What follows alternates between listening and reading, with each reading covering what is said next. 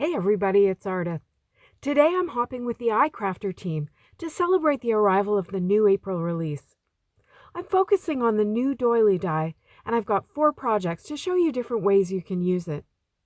This is a very intricate die, so when you're using it in your die cutting machine, you should be sure to use a metal shim to be able to cut right through the first time.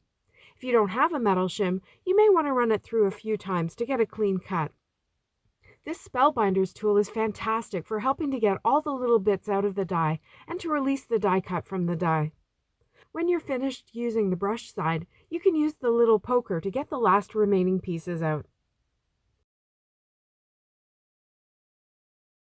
I'm making a project that will use 3 of the doilies, and I want to blend ink onto them, so I figured I may as well make some cards while I'm doing it by using the doily as a stencil.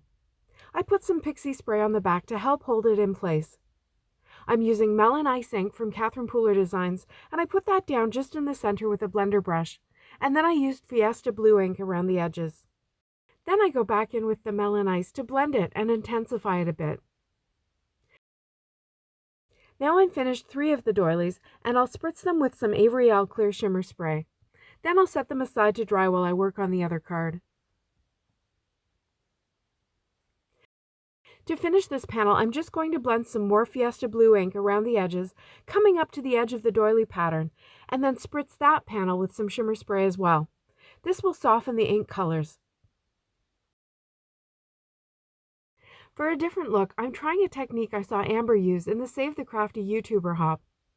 I've embossed the doily onto a white panel of cardstock, and I've also cut the doily from some memory box glitter cardstock.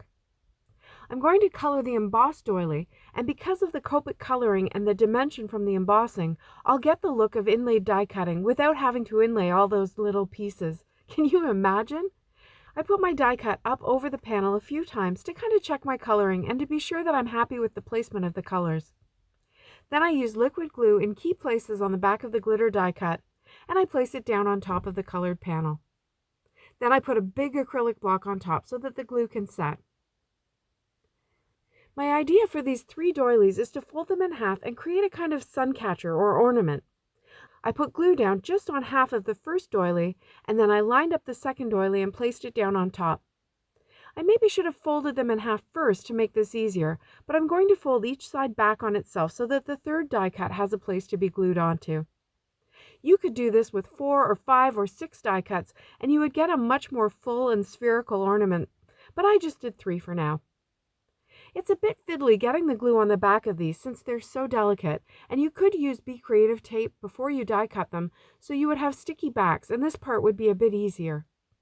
In the end, I actually used some glue tape as well, and I just kind of played around with them until I had it the way I liked it. My next step was to add some pretty pink Posh jewels to some of the more solid pieces of the die cuts.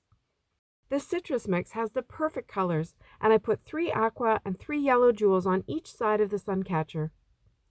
To finish the ornament, I threaded some silver twine through the top so that it could hang.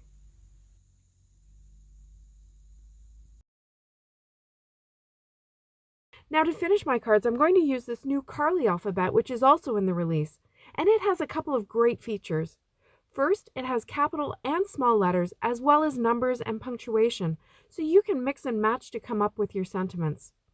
Second, because it's kind of whimsical, it doesn't really matter if you get the letters exactly straight, and that makes life so much easier.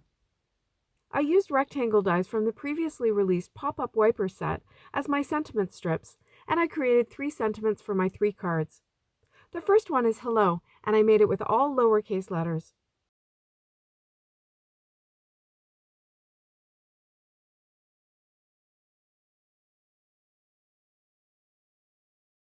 The second one was thanks, and I used a capital T and then lowercase for the rest, and I put that on the inlaid die cut card.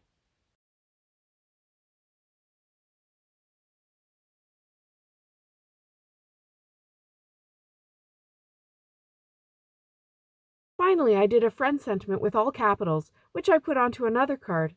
I used an embossed doily as well as a black doily for some contrast.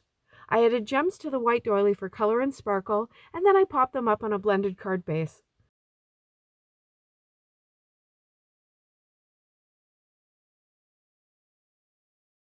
I hope you enjoyed this video. This new doily is so beautiful and intricate. There are so many ways that you could use it. Product links are below and also on my blog. Thanks so much for watching. See you next time.